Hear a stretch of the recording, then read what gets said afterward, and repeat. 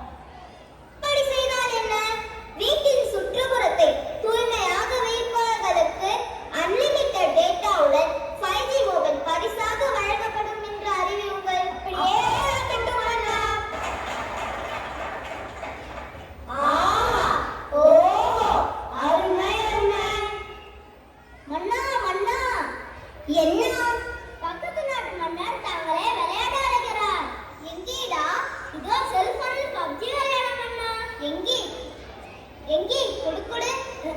நாடு நல்லா உருப்படும். வணக்கம் அண்ணா, உங்களை காண பிரபலமான செல்போன் கம்பெனியின் உரிமையாளர் வந்துள்ளார். வரச்சொல். அப்படியே ஆகட்டும் அண்ணா. விளையாட கூட நிம்மதி இல்லை.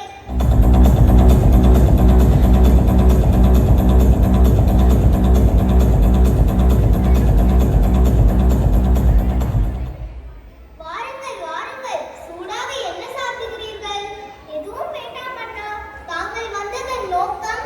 அண்ணா, எங்கள் செல்போன் கம்பெனியிலிருந்து 6055 உங்கள் நாட்டில் அறிமுகப்படுத்த கமிஷன் வேண்டும் அண்ணா. எதை வேண்டுமானாலும் பெற்றுக் கொள்ளுங்கள். ஆனால் எனக்கு புரிகிறது அண்ணா. உங்களுக்கு சேர வேண்டிய கமிஷன் சரியாக வந்துவிடும். நன்றி. தேங்க்யூ.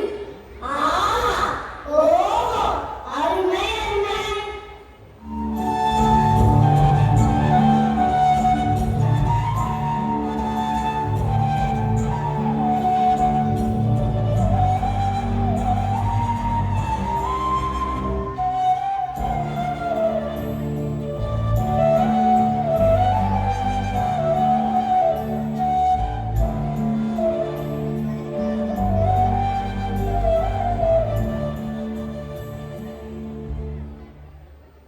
மன்னா மன்னா, என்ன?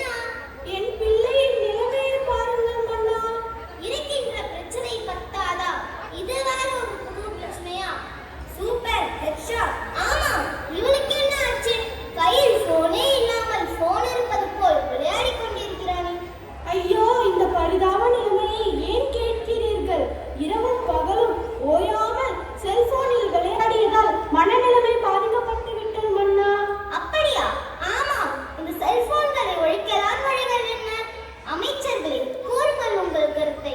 மன்னா, இலவசமாக வாங்கும் இன்டர்நெட் சேவையை கட் பண்ணி விட்டால் என்ன?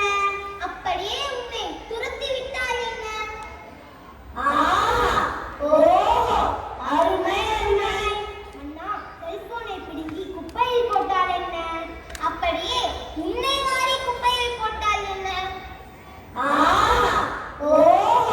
அருமை அருமை. மன்னா, உங்களால் செல்போன் இல்லாமல் வாழ முடியுமா? கடினம்தான். யாரங்கே? யாரடா அங்கே? வணக்கம் மன்னா. அழைத்து வாருங்கள் தெனாலிராமனை. அப்படியே ஆகட்டும் மன்னா. ஏன் தெனாலிராமன் மன்னா? நாங்களே கற்று சொல்கிறோமே. உங்கள் கருத்தா? அது சிந்திக்க அல்ல, சிரிக்க. அப்படி என்ன தெனாலிராமனுக்கு பெரிய புலமை? மன்னனிடமே கேள்வி கேட்கிறாயா? நமக்குள் அதற்கு விவாதம். நாம் தெனாலிராமனிடம் 10 கேள்விகள் கேட்போம். அதற்கு அவர் சரியாக பதில் கூறிவிட்டால் அவரே அறிவில் சிறந்த புலவர் என்று ஏற்றுக்கொள்ளலாமா? அப்படியே ஆகட்டும் மன்னா. தெனாலிராமன் வருகிறார் வருகிறார் வருகிறார்.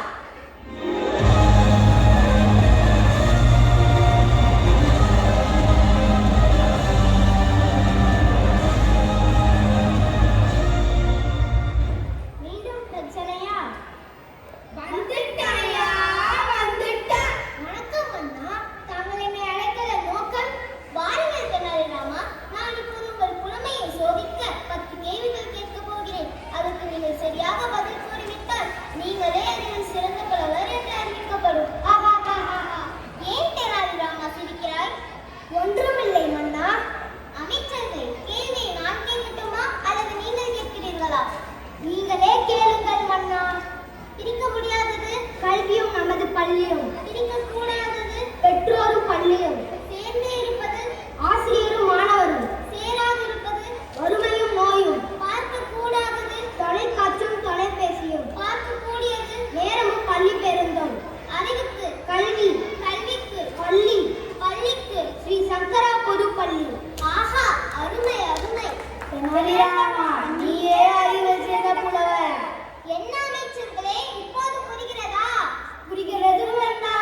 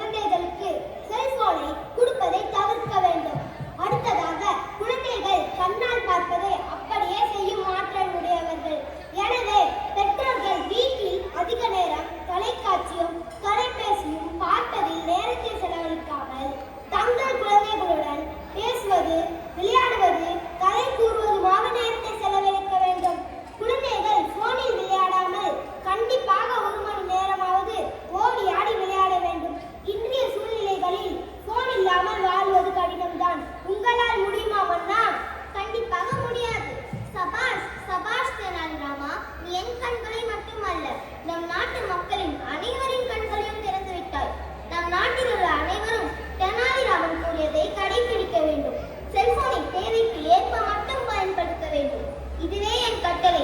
கட்டளையே சாசனம். எனக்கு ஒரு நல்ல தீர்ப்பை வழங்கிய